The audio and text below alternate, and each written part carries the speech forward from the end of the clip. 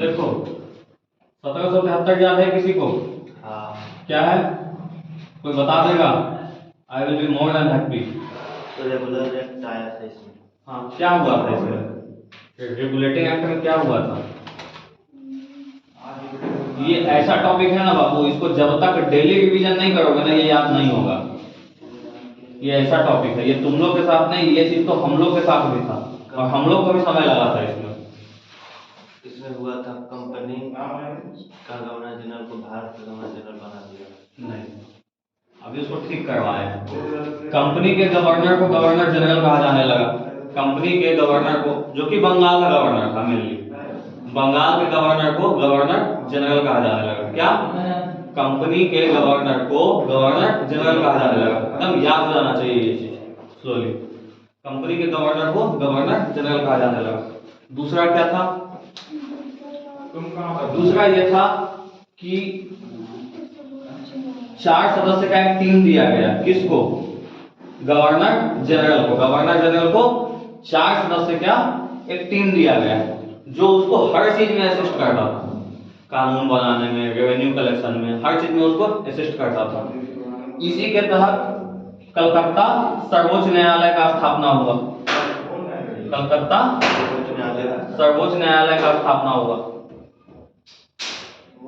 ये चीज याद होना चाहिए।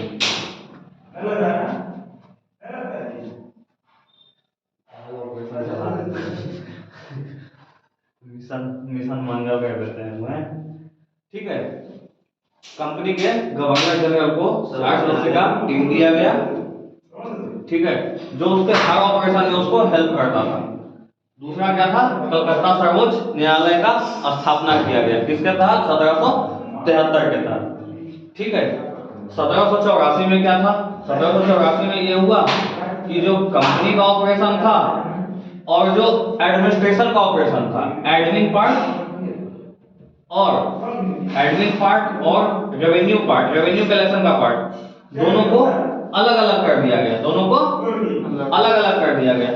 रेवेन्यू में क्या आया? रेवेन्यू के लिए वो जो 4 ऑफिसर था पहले, उसको हटा के 3 कर दिया। यहाँ एडमिन में 6 लोग इसको अलग से दे दिया। यही हुआ है ना, 6 लोग इसको अलग से दे दिया। ये कहानी हो गया किसका? 1784 का। ये जब तक नहीं करोगे ना याद नहीं होगा। ये मतलब समझ रहे हो?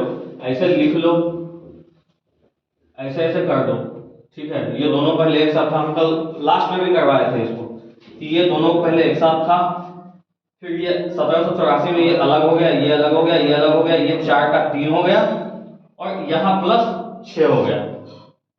ये 6 + 6 नहीं है, मतलब अंडरस्टैंडिंग के लिए। ये जितना प्रैक्टिस करोगे ना उतना क्लियर होगा ये सब चीज।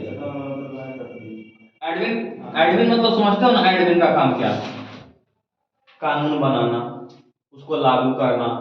अगर पॉलिटिकल अफेयर्स देखना, पॉलिटिकल अफेयर्स का मतलब क्या है?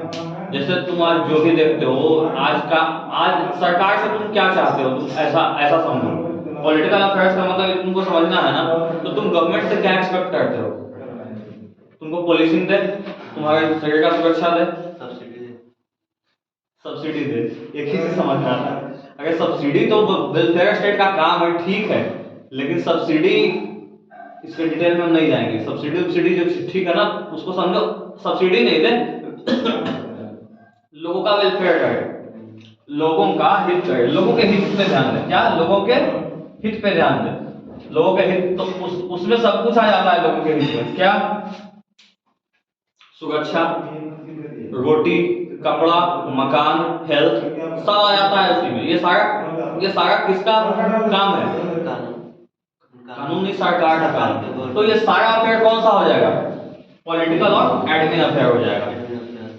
समझ गया? एडमिनिस्ट्रेशन अफेयर में ये सारा कुछ आ जाएगा। आज मान लो हॉस्पिटल में डॉक्टर नहीं है, तुम जाके किसको बोलोगे?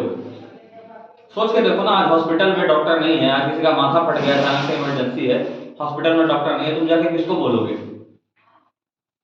एसडीओ को बोलोगे, क्योंकि गवर्नमेंट का जो प्रतिनिधि है यहाँ कौन है? एसडीओ है, बीडीओ है, सीओ है, तुम उसी को बोलोगे ना। वो तुमको बताएगा कि आपको किस डिपार्टमेंट के पास जाना चाहिए इसके लिए। समझ गए।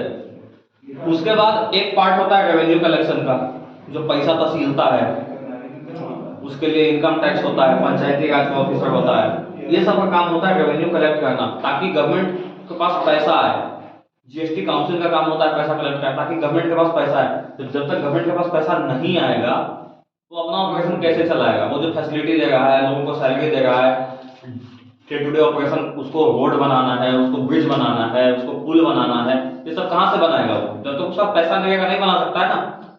तो वो एक हुआ लेने वाला, ठीक है, जिससे उसको इनकम होगा, इससे इसको क्या होगा? इनकम होगा। और एक हो गया उसको डेसिपेट करने वाला, इनकम को यूज करने वाला, इनकम को यूज करने वाला। तो दोनों अलग अलग है, दोनों अलग अलग है।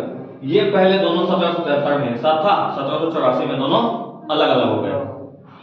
ये याद हो जाना चाहिए धीरे धीरे। उसके बाद 1773 के साथ और क्या हुआ था? कानून बनाने का शक्ति इसको दे दिया था। किसको? गवर्नर जनरल को कानून बनाने का शक्ति दे दिया था यहाँ के लिए, यही सुप्रीम हो गया। 4 सदस्य बता ही दिए थे, और तो कुछ था नहीं इसमें मोटा मोटा। कलकत्ता उच्च न्यायालय का स्थापना, कलकत्ता सर्वोच्च न्यायालय का स्थापना इसके थ्रू हुआ, ये भी बता ही दिए थे। तो यही है इसमें मोटा। सर कलकत्ता सर्वोच्च न्यायालय का 1813 में 1773 में, 1773 में। ये हमको लगता है 10 दिन से हम 10 बार डेली बोलते हैं। कलकत्ता सर्वोच्च न्यायालय 1773 के रेगुलेटिंग एक्ट से बना था, 1773 के रेगुलेटिंग एक्ट से बना था। आज देखते हैं चार्टर एक्ट 1813।